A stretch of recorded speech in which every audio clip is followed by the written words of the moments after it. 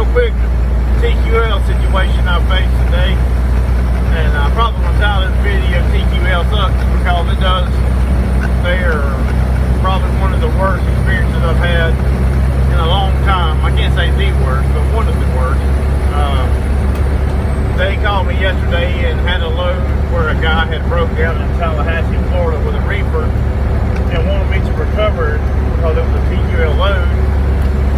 And they agreed to $1,400 to run to Tallahassee, which is 90 miles from my house, and then run the load 150 miles, stay overnight, unload it, and then bring the trailer back 150 miles to Tallahassee, which wasn't a bit of a bad deal. That's pretty fair right now because the rates are pretty crappy. But I got there this morning, or actually got there last night with the load, and they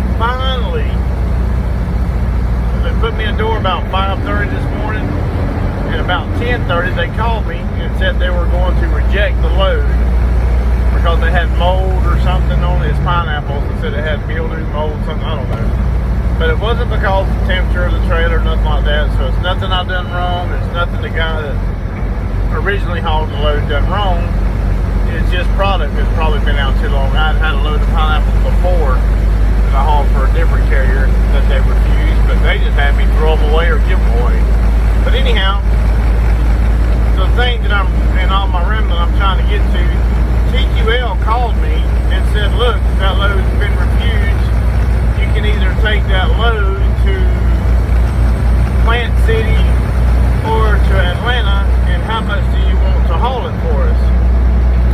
So I done the math, I figured it up. It's like 200 miles down here, and it's 285 back to Tallahassee from here, because the original deal was to take it back to Tallahassee. Well, the guy, his name is Alex, told me, said, well, you're only going to go 200 miles down there, so the most I'll pay you is $1,000, but you don't have to bring the trailer back if you go down there.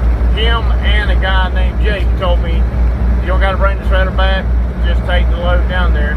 And I still didn't want to do it, and I said, well, look, if the $1,000 is the most y'all can pay, because I quoted $2,000 because I didn't want to do it.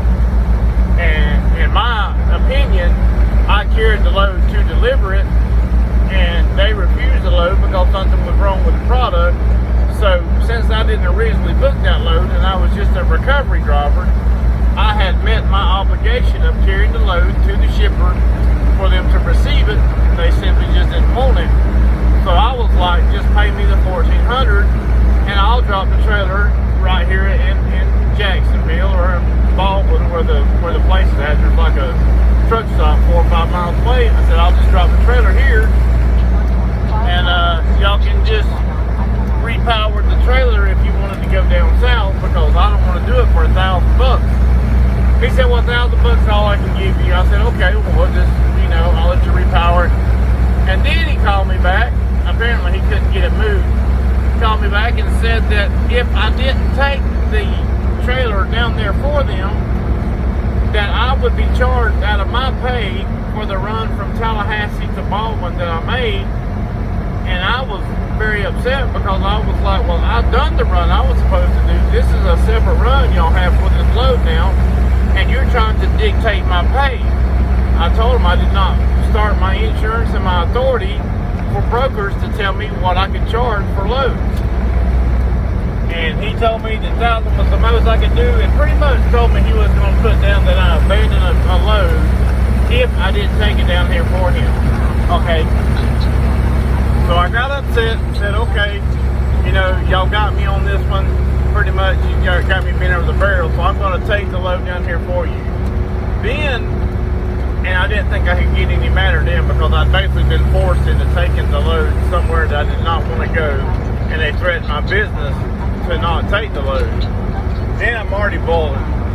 So I get to riding down the road and I get a text message. And you're gonna love this part. When I get the text message, it says, when you get unloaded in Plant City, bring the trailer back to Tallahassee. Keep in mind, they told me I did not have to bring the trailer back since I had to come down here, that would be part of my other pay because I had to come further with it. that the 1,000 would be just to take the trailer down here, get it unloaded, and leave it down here, and the guy could come get it. Well, they text me and told me to bring the trailer back, and I text them and told them I was told I do not have to bring the trailer back. That's what y'all told me to get me to take the load. And they said things changed. Basically, they not only forced me to take the trailer down here for $1,000, a half of what I wanted, they're also forcing me to bring the empty trailer back to the gentleman that I picked it up from, or put the abandoned the trailer on my authority. So what I'm saying is stay away from TQL. I did not do anything wrong. I have been on time with my load. I have delivered my load properly. It was refused because of bad product, but they are still forcing me to do what they want me to do.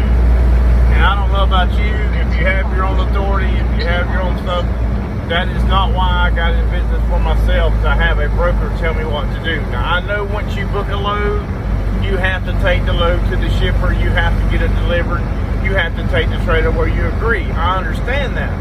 But all of the things changed once they refused that load, but they used the situation, because I was hooked to that trailer, to use it against me, to make me. They keep in mind, they did not negotiate with me. They told me what they would give me and would not give me any more, and then they told me I had to bring the trailer back. So I'm just trying to share this with you guys. If you've dealt with TQL, I've dealt with TQL for a while. I've had fairly decent experience. You know, they are one of the lower carriers, I guess you would say. They're not really known for their high pay or anything like that, but you know, they got like over 500 employees, so let's face it, truck drivers are paying those employees. And yeah, as you know, there is no regulatory system for brokers, so all we can do is try to share with one another when something like this happens, so the other people can watch out for them, because they really got me good, and I'm very disappointed in it. And if anyone knows any kind of recourse I can take in a situation like this, because like I said, I never agreed to any of it. They simply just made me feel like I had no other choice, and if I didn't do what they wanted, then they would take it out on me business-wise. So just beware of TQL. Y'all have a great day. Drive safe. God bless.